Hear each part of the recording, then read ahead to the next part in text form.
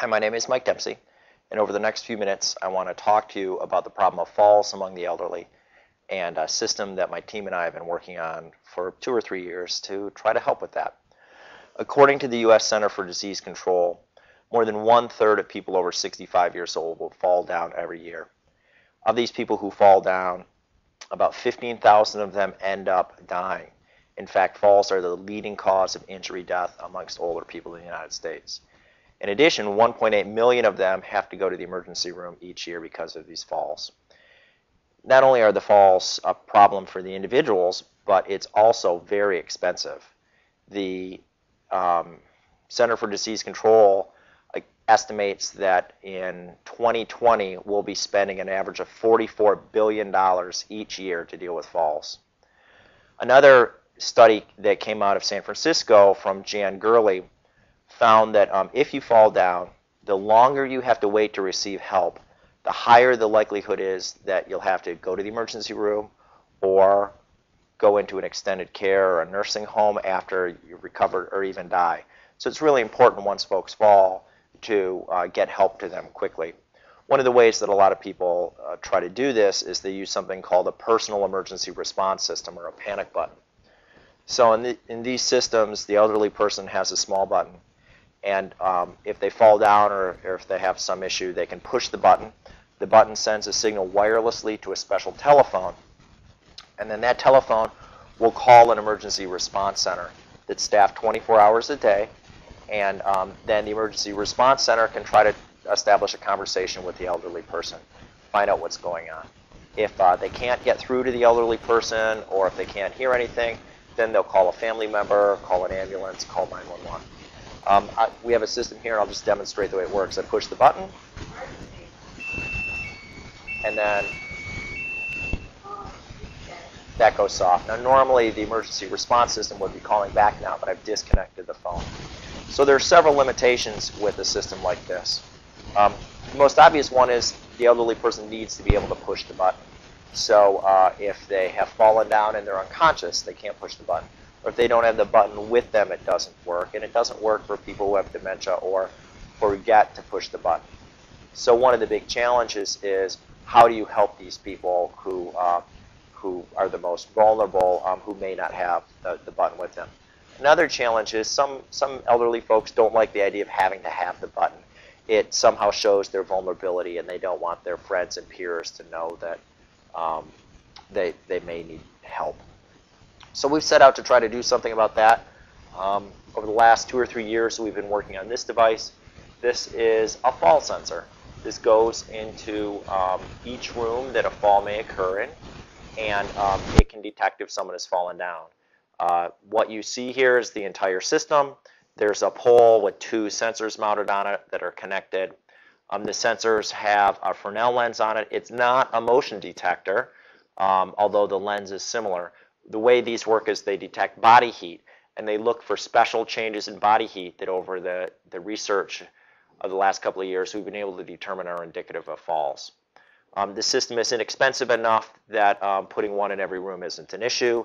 And in fact, this is the entire system. So it runs on batteries. It takes 3 AA batteries. The batteries last about 2 years.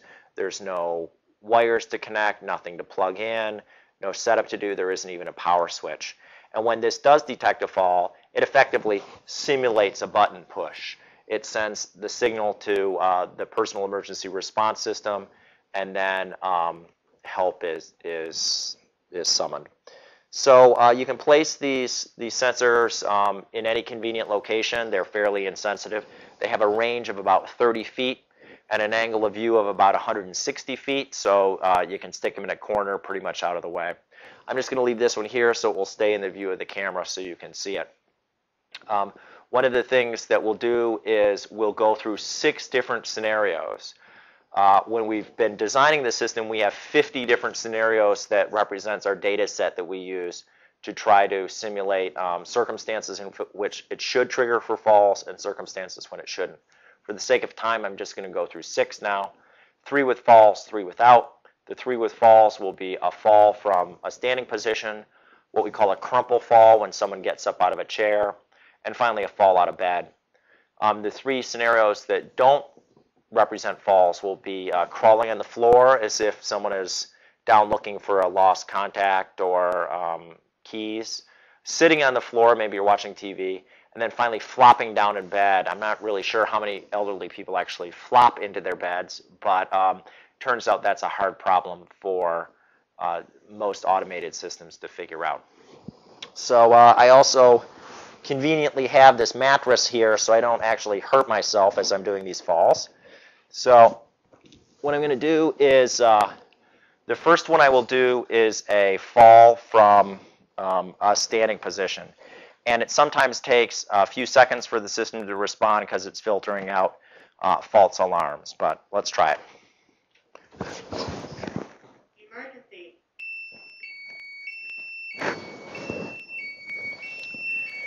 Emergency. Emergency. So you notice Alarm. Reset. So you notice in that case, I was very still when I fell down, simulating being unconscious. The next fall that I'll do will be a crumple fall, and here I'll move a lot as though I may be having a seizure. Again, just to demonstrate that these aren't motion detectors. So I'm getting up.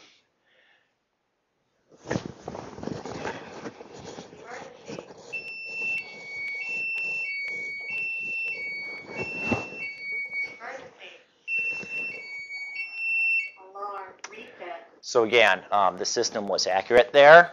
And then lastly, I'll roll out of bed.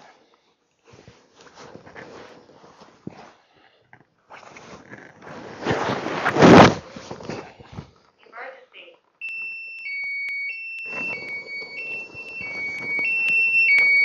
Alarm. Reset. And now we'll do some scenarios that a fall shouldn't be indicated. So the first will be I'll get down on my hands and knees and crawl around on the floor.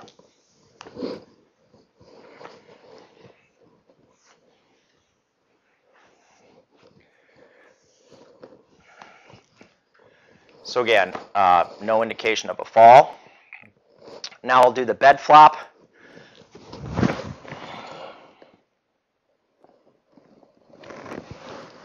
And then finally, simply sitting down on the floor as though I was watching TV or something. So you see, in all of these circumstances, the system did not alarm, which is what we would want. So the current state of the work is we're working on tweaking the algorithm to get the right parameters between specificity and sensitivity. So we can reliably detect all falls, but we would have many false alarms. The flip side is I can guarantee that we'll never have any false alarms, but we'll miss some true falls. And figuring out the right compromise between those 2 points is the current state that we're at. The system is also engineered so it can be used in an acute care hospital, an independent living apartment, a nursing home. The mechanics will be different. It will mount on the wall directly instead of being freestanding, but it's the same basic operating principle. So thank you for listening to this little demonstration. If you'd like more information, best way to get it is to probably send an email to fallsensor@gmail.com. That's FALLSENSOR @gmail.com. Thank you, and have a great day.